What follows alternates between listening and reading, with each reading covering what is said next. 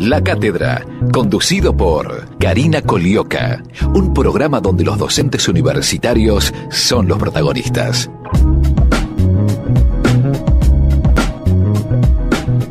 Hola, muy buenos días, bienvenidos a una nueva emisión de La Cátedra, el programa auspiciado por la Asociación de Docentes de la Universidad de Buenos Aires. Mi nombre es Karina Colioca y hoy tenemos un programa súper especial, un programa en el que vamos a hablar de política internacional, pero de una manera diferente a la que venimos tratando en este espacio. Vamos a recibir a alguien muy especial para mí, ha sido compañero de viaje, he tenido el enorme gusto y placer y honor de viajar con él a Medio Oriente, y les aseguro que hacer un viaje como ese con alguien que sabe y mucho de política en ese sector del globo terráqueo es un plus más que interesante. Yo no sé cómo empezar hoy a hablar con ustedes, me gustaría creer que no estamos siendo espectadores de la Tercera Guerra Mundial, pero la información que nos llega tanto de Europa como de Medio Oriente, me atrevería a decir que cuanto menos me dejan siendo una ingenua. Cuando hablamos de Tercera Guerra Mundial es difícil porque uno tiene en su mente las dos grandes guerras que han quedado documentadas, nos llegan a nosotros como historia. El problema es que me parece que estamos siendo espectadores involuntarios, en este caso, de un derramamiento de sangre que promete tener mucho tiempo por estos lares.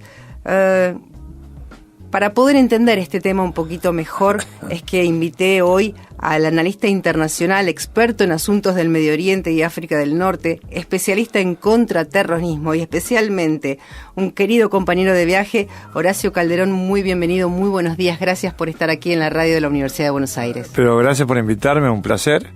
Además de haber compartido ese viaje contigo. O sea que el placer, el honor y todo lo que has dicho como introducción es mutuo. Me alegra muchísimo saber eso, Horacio. Te voy a exprimir. Tengo una hora para exprimir tus saberes. No, por favor. Y quiero empezar por algo muy simple. ¿Vos crees que esta es una misma guerra, que es una tercera guerra mundial? ¿O cada uno de los actores tiene distintos intereses, ¿no? Digo, hay un momento donde todo se va a polarizar entre Occidente y Oriente. No sé, ¿dónde estamos parados? A ver, con respecto a la Tercera Guerra Mundial que acabas de mencionar, también lo dijo el Papa Francisco, utilizando algún argentinismo propio, ¿no?, de nuestro. Estamos viviendo una Tercera Guerra Mundial en pedacitos, dijo el Papa. Y yo diría, no traduciendo, sino a lo mejor poniéndolo en mis palabras, que estamos atravesando una Tercera Guerra Mundial por etapa y por regiones.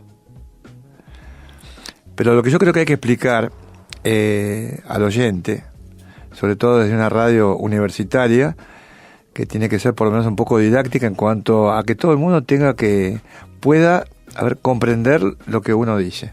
Sí, y además entender la barbarie, ayudarnos a entender la barbarie. No, pero en el momento de transmitir la realidad tal cual uno la ve, lo que yo trato en definitiva, primero que todo, es, si yo tengo alguna ideología, tirarlo por la ventana, dejarlo más allá del micrófono. Si tengo algo que decir desde mi ideología, lo digo desde otro lugar. Puedo hacer un Twitter, una declaración personal, etcétera. Lo que yo creo importante en este caso destacar, que esta Tercera Guerra Mundial, tal cual ha dicho el Papa, porque siempre es bueno remitirse a una personalidad de tal envergadura, ¿no? O sea, no es que lo dice uno o uno lo escuchó de otro analista, incluso de un experto. Lo dice el Santo Padre. Y vos has hecho una mención interesante, dar un mapa mundial, digamos, un marco contextual a la crisis enorme que estamos viviendo a escala global. Desde un lugar que es la Argentina, que está en el extremo del mundo, pero que nunca se está demasiado lejos, como dice un colega que yo quiero mucho, que se llama Manuel Castro. Nunca se está demasiado lejos al punto de que, en relación a los acontecimientos del Medio Oriente, acá hubo 2 atentados en 1992 y 1994. Lo que yo veo en el mundo es que la inmensa masa geográfica de Eurasia, que es enorme, que tiene, si no me equivoco, más de 5.300, 5.400 millones de habitantes, hay 4 focos gravísimos de conflicto. ¿Qué son? ¿Qué son? A ver, podríamos decir, uno que está a la orden del día, que es la península de Corea.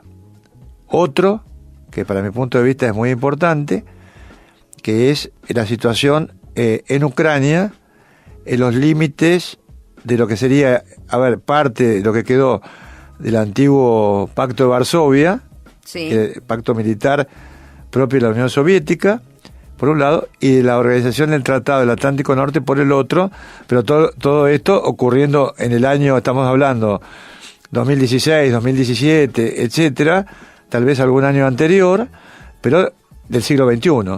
Es decir, el conflicto que hemos visto, sobre todo ahora está un poco más moderado. Está moderada la información de esos conflictos, no los conflictos. Claro, a nosotros nos llega bastante poca información de lo que tiene que ver con la ex Unión Soviética, ¿no? Es lo que estábamos comentando el otro día con un periodista muy famoso argentino, le voy a nombrar a Jorge Lanata, ¿no? Que él justamente decía que la Argentina no, y en el mundo no se trataban demasiado en profundidad los temas internacionales. Yo concuerdo totalmente con eso, ¿no? Otro de los grandes conflictos que hay, a mi juicio, por supuesto, a la orden del día, porque ya lleva alrededor de 300.000 muertos. Karina, de eso hemos hablado durante la gira. Aclarémosle al oyente, cuando viajamos por Fundación TESA, recorrimos Israel, Jordania y territorios palestinos. Pero el viaje nuestro apuntó al drama de los refugiados. Exactamente. ¿No? A ver, entonces, el tercer conflicto, que no es el menor, pero que es importantísimo, es el conflicto que se desarrolla en este momento en Siria e Irak, que luego lo podremos explicar, ¿no? Eso me parece a mí importantísimo. Y hay, para mi juicio, otro gran conflicto que es que no se habla demasiado en los medios, que es el que existe entre dos potencias nucleares antagónicas. Una es Pakistán y la otra la India. ¿Cuál es la diferencia? Que Pakistán es un país musulmán.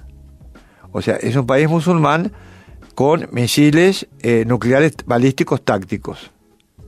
Pero tiene tal cantidad de misiles, como es el caso de la India, que la suma de misiles tácticos en caso de un ataque provocan un efecto estratégico. Y sería un desastre global. Poco o nadie habla de este conflicto. Lo que yo quiero decir es esto.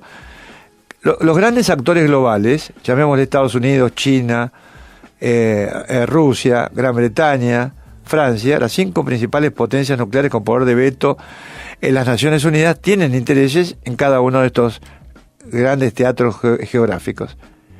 Otros que no son tan grandes, pero son importantes.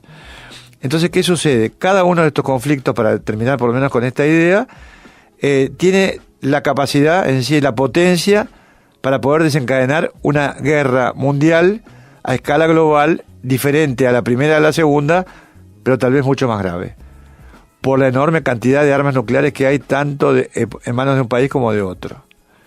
Eso es importantísimo. Pero además, esos 3 o 4 grandes focos de conflicto potencial, que no son los únicos, están interconectados entre sí. O sea que si llegara a desencadenarse un conflicto interconectado, realmente sería un conflicto interconectado, me refiero India, Pakistán por un lado, todo los actores de Medio Oriente por el otro, el conflicto en Ucrania entre las fronteras de la actual OTAN y el antiguo Pacto de Varsovia, que no es así. Estamos hablando en este momento de una Rusia que ha resurgido de la mano de Vladimir Putin, ¿no? Que a mí me parece importantísimo destacar todo eso. Realmente tendríamos una situación muy grave. Entonces, cuando el Papa habla de esa guerra, esa tercera guerra mundial en pedacitos, yo creo que se ajusta un poco a la realidad. Es totalmente diferente, ¿no? Algunos la considerarán un eufemismo, pero yo creo que hay que tener muy en cuenta justamente esa terrible posibilidad. De diferentes focos de conflicto con diferentes intereses. No es el mismo problema entre Pakistán e India que el de Ucrania. Exacto, o el diferentes. De Israel y Palestina en su momento, o el de Corea. Ahora bien, podemos simplificar todo esto y decir que, de acuerdo a los últimos atentados provocados por ISIS o Estado Islámico, como quieras llamarlo, se pueda polarizar entre Oriente y Occidente, y en el caso de que así sea, ¿vos creés que el tema religioso de ISIS va a ser el que acapare la mayor atención? Bueno, qué interesante la pregunta, ¿no? Yo contestaría diciendo que acá no es un problema entre Oriente y Occidente, porque vemos que dentro de lo que es el Oriente, desde el punto de vista geográfico, por ejemplo, hablemos concretamente de la guerra en Irak y en Siria. Si bien los cristianos porque yo soy cristiano, católico, hemos sido perseguidos, y en algún caso estamos siendo perseguidos, desde el punto de vista estadístico, la mayor cantidad de bajas son musulmanes.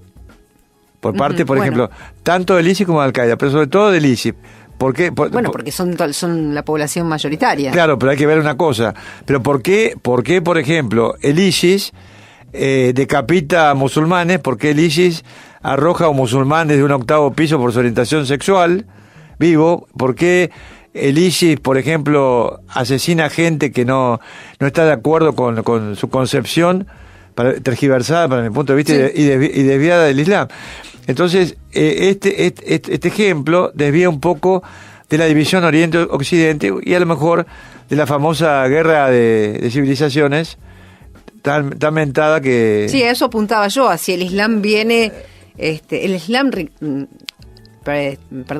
radicalizado. Radicalizado, ¿no? Exactamente. El fanático del Islam, si no viene comiendo como un Pac-Man, sí, ¿no? Bueno, y sembrando terror ya sea en Oriente como en Occidente, también, ¿no? En Occidente también. Yo en eso coincido. Yo desde hace décadas que viajo a estos tipos de países. El primer viaje fue en el año 1976, así que ya me imagino, hoy si no calculo mal, son 41 años. ¿No? Así que se imagina el oyente la edad que tengo en este momento. Hace 41 años. Estoy por cumplir 72, lo puedo decir. Una maravilla, estás impecable, Horacio, además. Lo puedo decir, pero 41 años de pisar ese suelo y de conocer y de saber cómo piensan. Una de las cosas que a mí me llamó más la atención y que me quedó de ese viaje que juntos hicimos gracias a la Fundación TESA y a la profesora Susana Pese, que además es profesora de esta Casa de Altos Estudios, es esta cuestión de no poder entender con una mente occidental cómo piensa un oriental, ¿no? Digo, es muy difícil entender esa situación de a una agresión te respondo con el triple, porque si no soy menos, y bueno, hay un montón de cuestiones que nosotros no podríamos entender nunca, a menos que como vos nos pasásemos 41 años viajando y teniendo que estar ahí. Pero hablando de mentes, ¿no? Con este punto,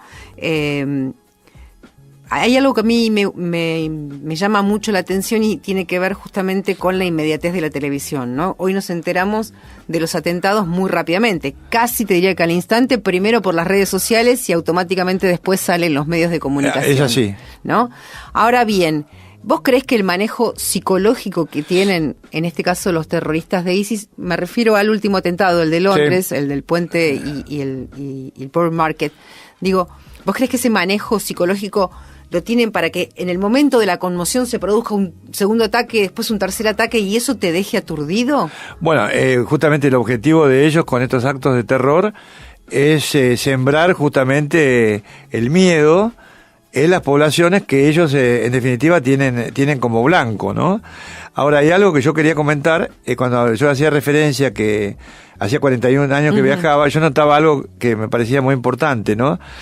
De qué manera, y en ese momento no había yihadismo, no existía Al-Qaeda, en el año 76 no existía Al-Qaeda, existía a lo mejor, no hago comparaciones, tampoco existía el ISIS. Claro. Había, por ejemplo, organizaciones de resistencia palestinas que, por ejemplo, lanzaban actos terroristas, como fue la masacre de Múnich, etcétera, por ejemplo. Que en ese caso lo hizo Septiembre Negro, para que la gente se recuerde. Recuerde un poco, ¿no? Pero acá creo que hay algo que yo quería destacar. ¿Cómo lo veía yo? Yo mi primer viaje lo hice, fíjate lo que son las cosas, a un seminario de diálogo islamo-cristiano en Libia, en Trípoli, al cual concurrió un cardenal, el cardenal Sergio Piñedoli, por ejemplo, con una enorme cantidad de teólogos, había cardenales, había obispos, etcétera, había teólogos del Islam, y eso se desarrolló en un ambiente de enorme cordialidad. Pero ¿qué notaba yo? Yo notaba, siendo católico, una disminución que la veía inversamente proporcional al crecimiento del sentimiento islámico pacífico, bien entendido, como corresponde al Islam, que se supone que es una religión de paz, como debería ser cualquier religión. Uh-huh. Y en esos tiempos no había presencia extremista yihadista, ni tampoco islamista. Son calificativos mal empleados. Porque islamista es, si uno se ajusta, es un seguidor del Islam. Y yihad, que la han tergiversado el sentido de lo que es la yihad, los mismos terroristas del ISIS, sobre todo Al-Qaeda, que es mucho más inteligente el accionar que el ISIS. Yihad significa para un católico, como si fuera para un católico, la conversión del alma. Uh-huh. Vos fíjate cómo se van, entre comillas, pirateando los términos por parte de los mismos radicalizados, como es el caso del ISIS y el caso de Al-Qaeda y de tantas otras organizaciones. Entonces lo que yo veo es algo muy creciente, que es global, que no tiene fronteras, que es el sentimiento religioso musulmán que va increyendo. Y al mismo tiempo una decrepitud de lo que sería el espíritu cristiano, del buen combate. Yo no estoy hablando del buen combate de ir a cortar cabezas, ni de matar gente, ni mucho menos.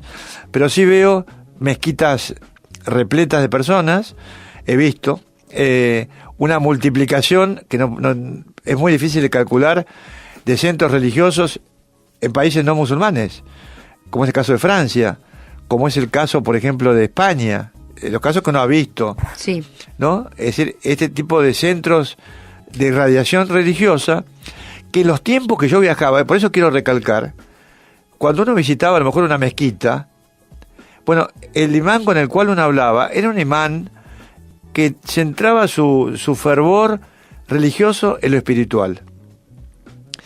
Esos imanes pacíficos, religiosos, pero pacíficos, fueron siendo suplantados por clérigos extremistas. Altamente politizados. Altamente politizados, altamente ideologizados y altamente formados. Y además, en muchos casos, echaron a esos clérigos pacíficos de sus respectivas mezquitas y fueron ellos implantándose, con el respaldo de algunos países que, sin desarrollar en esos momentos actividades terroristas, sí tenían, un gobierno radicalizado desde el punto de vista religioso y desde el punto de vista de la jurisprudencia islámica. Por ejemplo, yo menciono concretamente, no existía todavía la revolución islámica del Ayatollah Khomeini, pero sí lo que es la espiritualidad wahabita, que reina en Arabia Saudita conjuntamente con una de las 4 escuelas coránicas del Islam sunita, que es la más, tal vez, tradicional, conservadora, para usar un término que no sea tampoco hiriente, que no permite el razonamiento lógico, conjuntamente con la escuela de Medina, que es otra de las 2 escuelas radicalizadas, y después las otras 2 sí admiten el razonamiento lógico, etc. ¿Qué es lo que quiero decir? Que estos centros de irradiación de un Islam más agresivo, más conservador, tal vez no tan agresivo desde el punto de vista de lo que fuera lanzar atentados, eso no existía en ese momento, pero sí dieron un enorme respaldo en países como Pakistán, donde primaba la espiritualidad sufí, que poco o nada tiene que ver con el yihadismo y todo esto. Eso fue siendo desplazado poco a poco, implantándose esta ideología wahabita, que es la espiritualidad oficial del Reino de Arabia Saudita, pero que además tiene un amplio espectro en el cual encontrás desde un terrorista o megaterrorista como Osama Bin Laden, o con el califa falso Ibrahim al-Badri, el famoso que tiene el alias de Abu Musab al-Zarqawi, en un extremo, y del otro extremo la Casa Real, que desde el punto de vista, a lo mejor oficial, está contra el terrorismo, pero que tiene brazos terroristas que lanzan ataques a través de representantes que ellos mismos han ayudado a crecer, para de alguna manera cumplir con las metas de sus intereses y de sus agendas territoriales propias de esa monarquía, por ejemplo. O sea que está todo absolutamente interconectado. Es un entramado muy difícil. Exacto. De descubrir, muy difícil de tirar del ovillo y llegar a la génesis de todo esto. Yo te digo esto porque me preguntaba, y te voy a dejar la pregunta en suspenso hasta después, porque vamos a escuchar ahora un pequeño tema musical, pero digo, pensando en esta génesis, yo te iba a preguntar si el conflicto se genera en España en el siglo VIII, con la invasión musulmana a esa península, o si tiene que ver más con los ataques de los aliados en la OTAN, ¿no? Digo, eso me lo contestás en nada, par de minutos nada más, ¿te parece? No. Ahora buena música aquí en el 87.9, la radio de la Universidad de Buenos Aires. Retomamos la charla con Horacio Calderón. Había quedado una pregunta pendiente y es un poco esto de saber si la génesis empieza con la invasión musulmana ya por la España del siglo VIII o si tiene que ver justamente con las guerras y los ataques comandados por los aliados de la OTAN. Bueno, interesante el tema. En la memoria colectiva y en la historia de lo que sería la cultura árabe, la civilización árabe, en particular, debería haber invertido la frase, y el Islam en general, se añoran los tiempos del califato que ellos fundaron. Uh-huh. El califato, los reinos incluso en España. El Imperio Otomano, digamos. No, el Imperio Otomano es otro tema. Estamos hablando de los tiempos de los omeyas. Ah, mucho. No, claro, vos te referiste a la conquista incluso de España. Sí, claro. Con el reino del andaluz. Claro. Que no es Andalucía, como creen algunos la vez pasada, escuchaba un comentario y... Sí, claro, son palabras que vienen de... Claro, del andaluz, que hay que comentar que... a ver, el punto de partida de la reconquista de España y parte de Francia se dio en la batalla de Poitiers con Carlos Martel, ¿no? Es decir, a partir de ese momento, el momento, digamos, a lo mejor en que los reinos árabes, los califatos, etcétera, alcanzaron el momento, digamos, cumbre en el mundo que abarcaron varios continentes, porque no hay que olvidarse que llegaron hasta la India, en fin, las fronteras de esos reinos árabes. No olvidemos el que tuvo, por ejemplo, como centro de irradiación a Bagdad, el que tuvo como centro de irradiación a Damasco, ¿no es cierto? Lo que era los abasidas en Irak, ¿no? El califato abasida, los omeyas en Siria, que luego fueron derrotados y las legiones llegaron a través de Gibraltar hacia España. Bueno, la memoria hereditaria, porque eso va, lleva a los musulmanes actuales a añorar y a querer. Eso hay que explicar bien cuál es la visión del musulmán piadoso, pacífico, hasta pío, diría yo. Sí. Por un lado, y de los yihadistas por el otro. El musulmán pío sueña con la fundación de un califato global. ¿Cómo lo equipararía yo a lo que querría un católico, a lo mejor? Equivaldría, estamos hablando siempre en términos pacíficos, al reino de Cristo en esta tierra. Uh-huh. Algo para que más o menos el oyente entienda. Estamos hablando de pensamientos que son coherentes con la paz, etcétera, ¿no? Por lo menos. No con una violencia dirigida a inocentes. Correcto. En cambio, es decir, las organizaciones yihadistas, que yo he mostrado y vos has visto algunos mapas, ¿cuál es el proyecto de tanto el ISIS como de Al-Qaeda? Con diferentes estrategias. Yo opino que la de Al-Qaeda es mucho más inteligente. Vos verás que en el mapa está Andaluz, ellos ponen el Andaluz, el antiguo reino del Andaluz. Entonces vos ves el mapa en negro de lo que es el califato soñado por los yihadistas, tanto de Al-Qaeda como del ISIS, por diferentes caminos, bueno, que quieren recuperar esa gloria pasada a la cual vos has hecho referencia de manera implícita al mencionar el siglo VIII.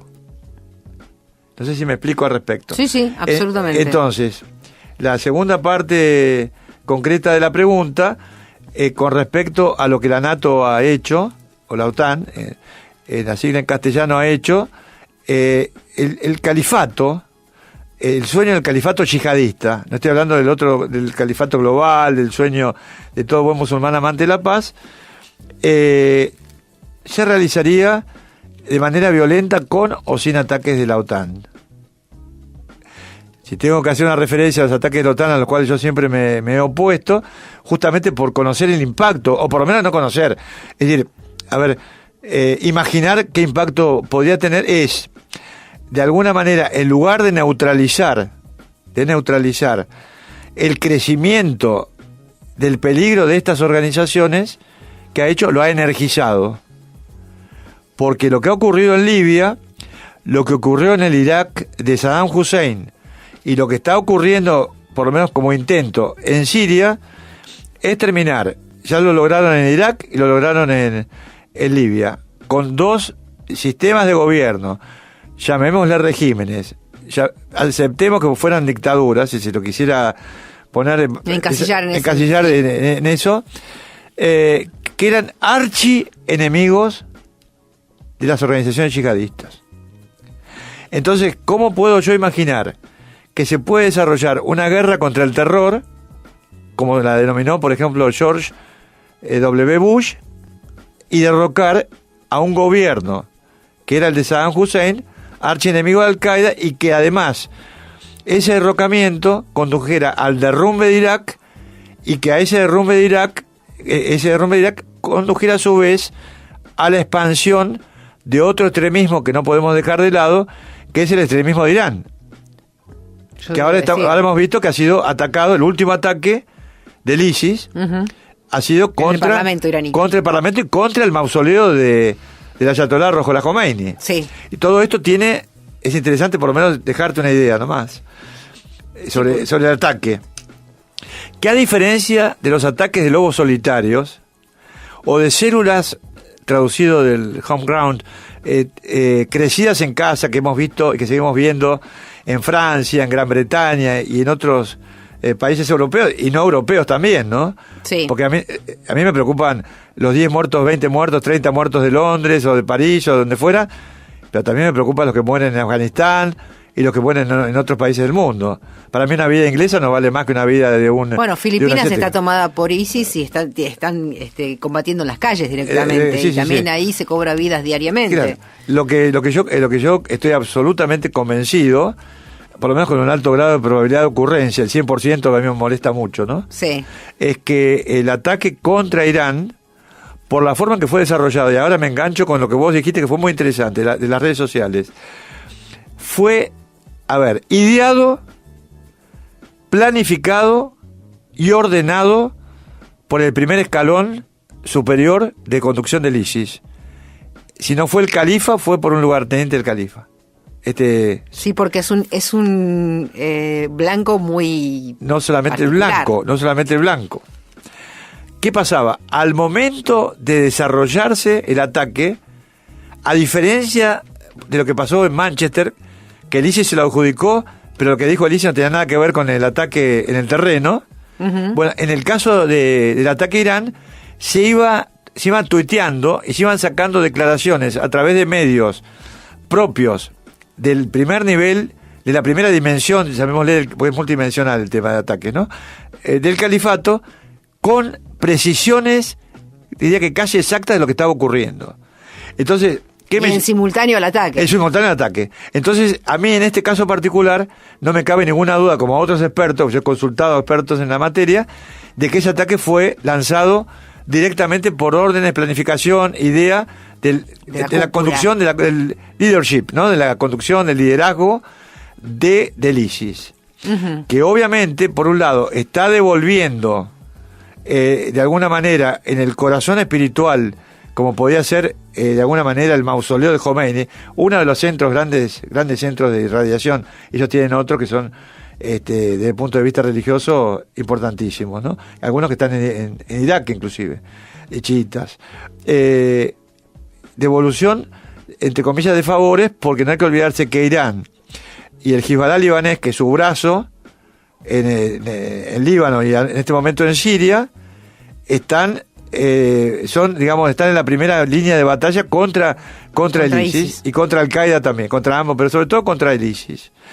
Entonces lo que yo veo que el ataque del ISIS contra Irán es un ataque que no va a tener consecuencias de orden táctico, como podría ser un ataque a lo mejor en Francia, etcétera, sino que es un ataque con consecuencias estratégicas. Porque yo sospecho, y cuando digo sospecho porque no estoy seguro, sospecho que detrás del ISIS podría haber algunos actores regionales que están infectados con Irán respaldando. Y lo que yo espero, que ahora que el ISIS está siendo derrotado, por lo menos en Irak y en Siria, y que se está derrumbando el califato, que no aparezcan actores globales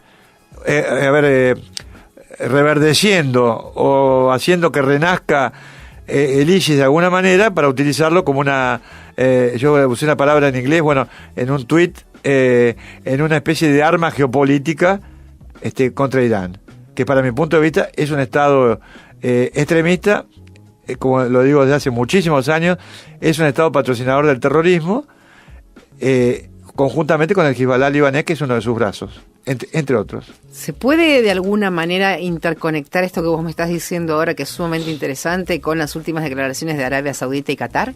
Bueno, qué buena pregunta. Sí, y yo te diría que hay una respuesta a eso. Porque, claro, los medios me preguntaban estos días, pero ¿por qué se margina a Qatar de esta manera? No entendían porque, ¿cómo? Un emirato del Golfo, un estado del Golfo. Sí, pero lo que sucede es que Qatar, ¿no? Estoy hablando de la Casa Real. Sí. Cuando uno habla de Qatar o de Arabia Saudita, en este caso hablo de la Casa Real de Arabia Saudita, está asociada ideológicamente... Perdón, ¿Arabia Saudita o Qatar? Qatar. Está asociada ideológicamente Qatar con la hermandad musulmana que tiene su centro de irradiación en Egipto. Uh-huh. Esas son las explicaciones. Y la herramienta que tienen, sobre todo propagandística, además de las cuestiones geopolíticas y todo este apoyo a grupos armados, etcétera, etcétera, tiene como centro principal a la cadena Al Jazeera.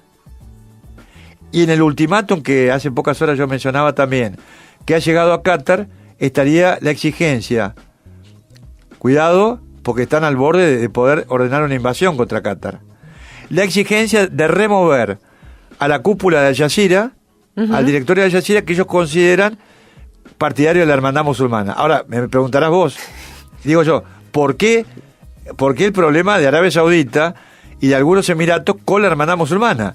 Porque la hermandad musulmana, la ideología, ellos también quieren un califato global, esperan la llegada del Mesías, del Mahdi. Bueno, todo se coincide, pero ¿cuál es la diferencia? Que la ideología y la teoría de la hermandad musulmana tiene como objetivo la fundación de repúblicas islamistas en aquellos países que hoy son una monarquía hereditaria, como la de la familia de los Saud. ¿Me explico? Pero más claro le echaría agua, mira lo que te digo, es increíble. Como si fuera poco, Qatar es de alguna manera un país aliado de Irán. Es decir, por razones de orden geopolíticas, tanto Qatar, por ejemplo, Omán, es un sultanato que tiene una posición, pero muy fuerte, muy firme, de neutralidad con respecto a Irán y Arabia Saudita. Pero no pone en riesgo la seguridad nacional de Arabia Saudita ni el riesgo de la continuidad de la Casa de los Saud. Bien. En Arabia Saudita. Entonces, ese es el conflicto que se ha originado con Qatar y que podría terminar con la invasión a Qatar, que en este momento no es posible porque Estados Unidos tiene en Doha, en Qatar, tiene una de sus principales bases en la región. Tiene incluso una pista de aterrizaje que es prácticamente única, tiene un centro de comando y control, y durante los tiempos de Barack Obama se trasladó esa base de Arabia Saudita a Doha. Entonces, lo que Arabia Saudita de alguna manera pretende es que regrese a su país, porque hay que tener en cuenta que durante todo el periodo de 8 años de Barack Obama, la relación con los sauditas se resintió en un grado, digamos, altísimo, porque ellos estaban contra la aproximación que hubo entre la presidencia de Barack Obama y la República Islámica de Irán en cuanto al capítulo nuclear, que para los sauditas realmente es un peligro existencial, lo mismo que para Israel, ¿no? Que Israel no hay que dejarlo tanto de lado, es un actor que se mueve un poco más sigilosamente, pero que siempre está presente en estos acontecimientos.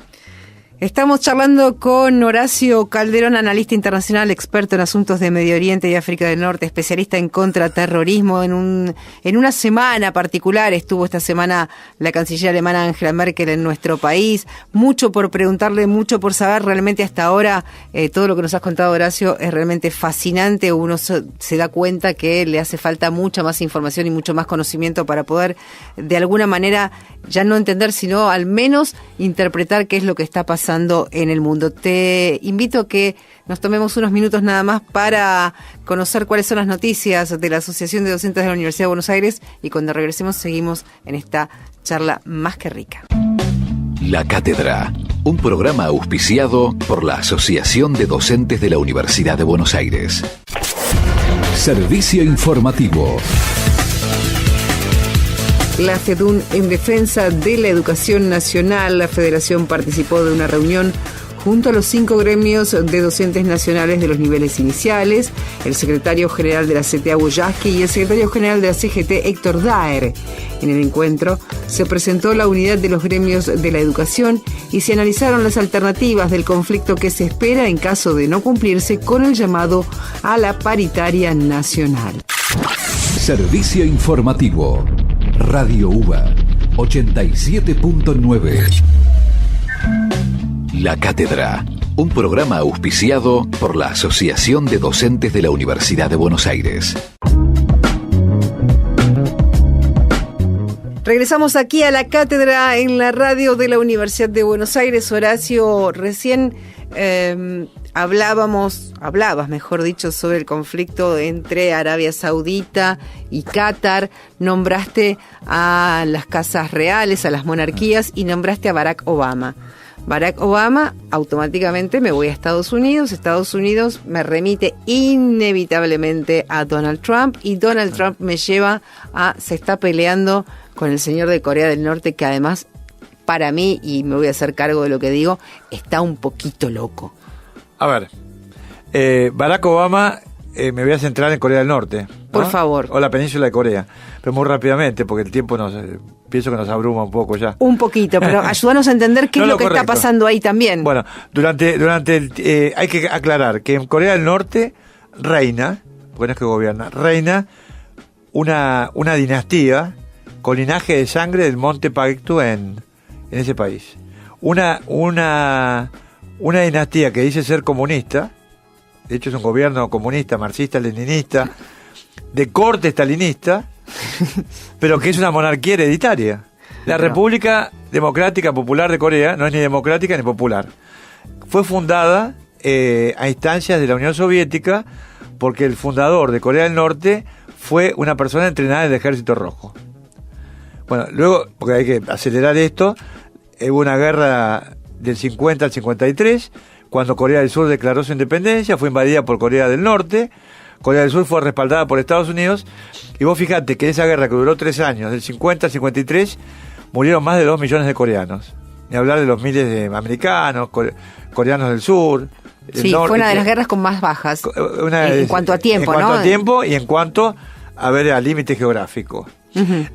Corea del Norte y Corea del Sur forman parte de una península que históricamente fueron reinos a lo largo de toda su historia, pero sufrieron la presencia por etapas colonial de los chinos y la presencia brutal y colonial de los japoneses, que llegaron a armar una especie de división, no diría brigada, de mujeres esclavas sexuales, que eran eso no se sabe demasiado, 30 o 40 mil, que ofrecían sus servicios, por supuesto compulsivamente, a los soldados japoneses que peleaban en distintas regiones de la Segunda Guerra Mundial o que estaban operando en el terreno como ocupantes.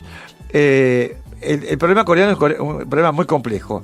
Corea del Norte y Corea del Sur son el límite, yo diría, entre una alianza liderada por Estados Unidos por un lado y por la otra por China.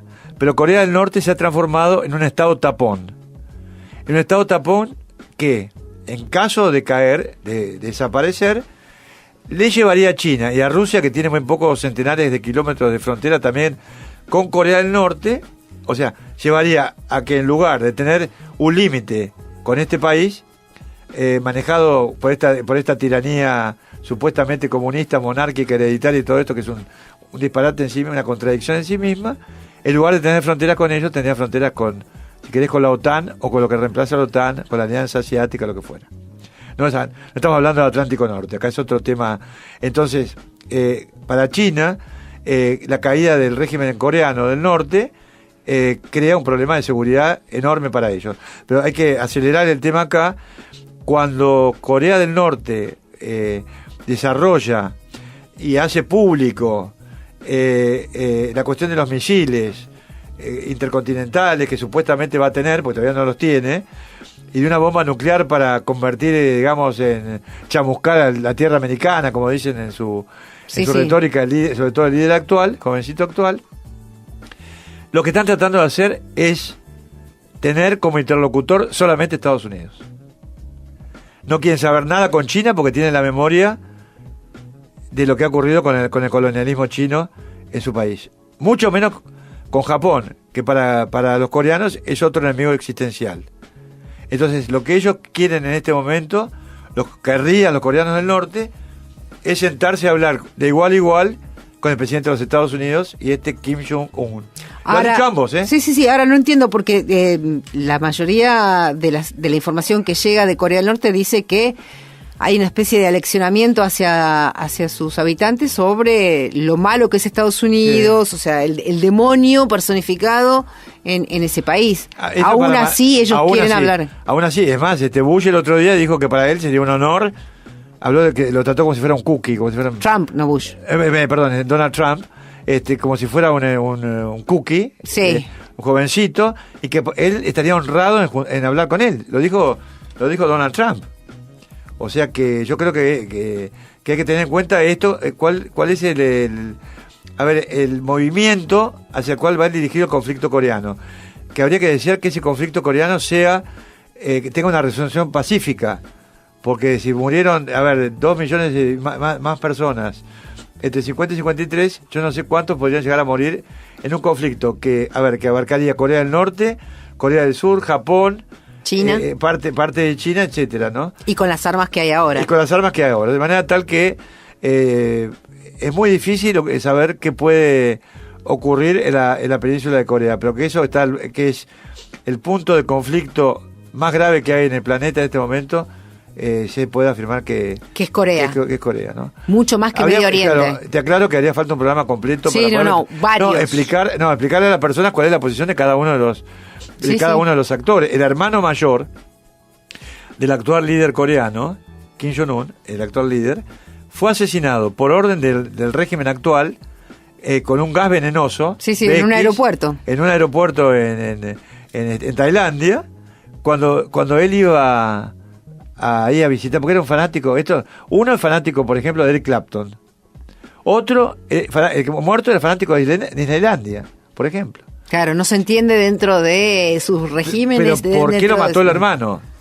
Porque aparentemente el hermano mayor muerto era una pieza que tenía China para decapitar la conducción actual de Corea del Norte y poner un títere a cargo del gobierno de este país.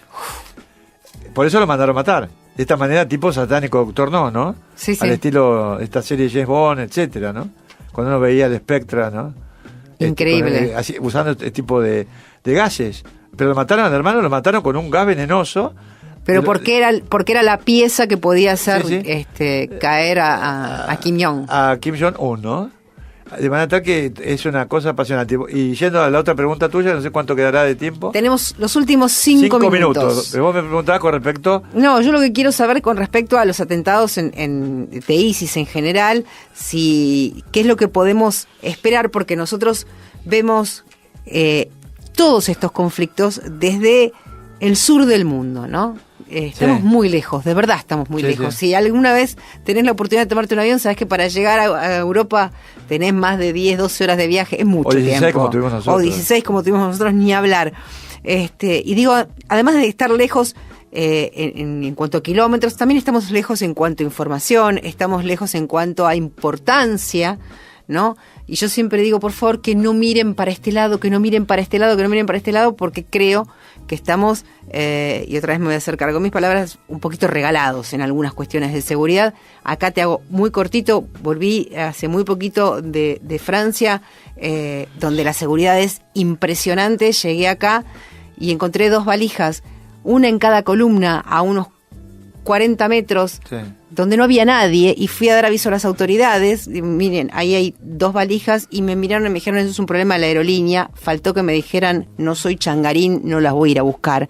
Y yo me quedé absolutamente anonadada, porque digo, estuve, no sé, una semana donde me comieron el coco diciéndome que tenía que tener cuidado, y que si veía una valija o que si veía algo sospechoso, que diera aviso. Caminás por las calles de Francia absolutamente militarizada, y llegás acá y decís, mira, encontré una en una columna y otra en otra, ¿no? Digo, si son bombas, lo primero que hay son las columnas. Y me contestaron así, es un problema de la aerolínea. Anécdota aparte, ¿cómo estamos en este país con la seguridad? Porque realmente no es algo para no tener en cuenta. Por supuesto, desde el punto de vista de lo que es la seguridad física, como la que vos acabas de mencionar, proteger una instalación fija, yo doy clases de eso, ¿no? No al gobierno, pero sí a personas que están interesadas en aprender este tipo de amenazas, sobre todo, ¿no? Eso se puede mejorar, se podría mejorar. Lo que no se puede mejorar acá, porque no los hay, es...